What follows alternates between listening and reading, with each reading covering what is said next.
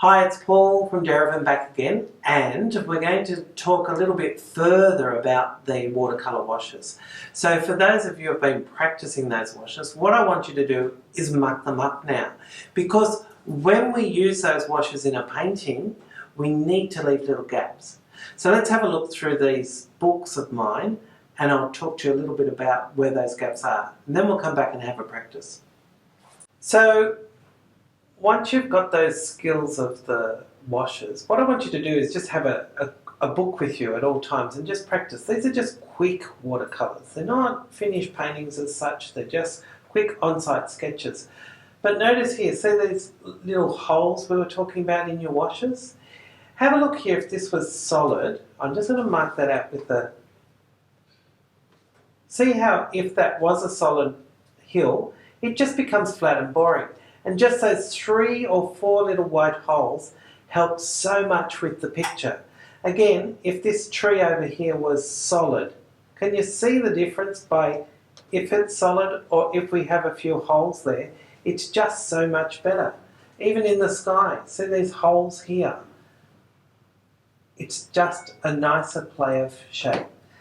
So if we have a look through the next one, you'll see again the use of negative space or these blank areas. It gives us an interest and a mystery as to what's going on.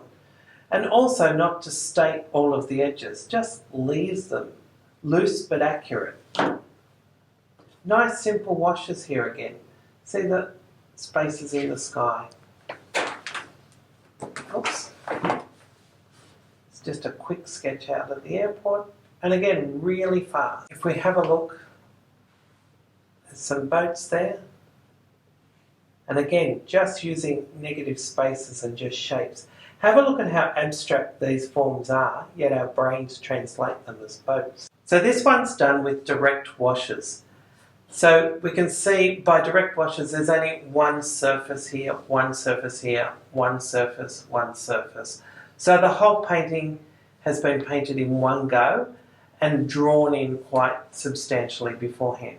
So let's go back and we'll practice a couple of those washes which you can then use in application. So I've got a solid wash, but we want to leave holes, so it's really quite tricky.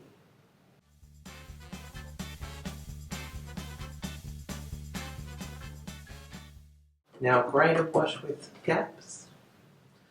Trick is to make them look random. Best way to make them look random is do them random.